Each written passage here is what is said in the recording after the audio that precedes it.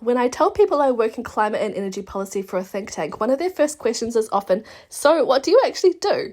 So let me take you along on 48 hours of my life, and I have to admit these were not entirely typical days of my life because I went to a conference in Durham.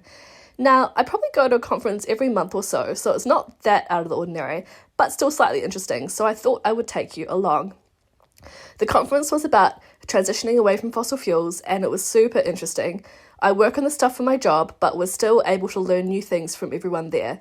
There were scientists, lawyers, economists, geographers, policy people like myself, and people from many other fields. There were panels about the geopolitics, the economics of the transition, legal barriers, the impact of AI, and so on, and lots of time for breakouts and discussions. I didn't have an active speaking role in this conference, which was really relaxing for a change, so I was just able to hang out and network with everyone.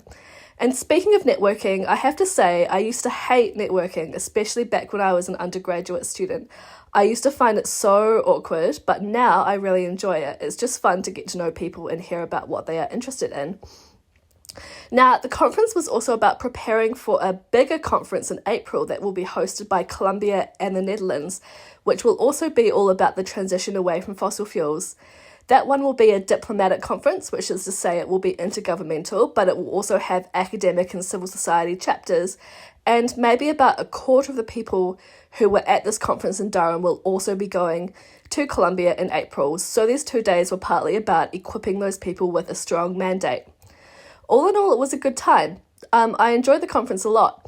It was also really tiring though, because I'm actually an introvert at heart. So having 2 days constantly in contact with other people is really draining for me.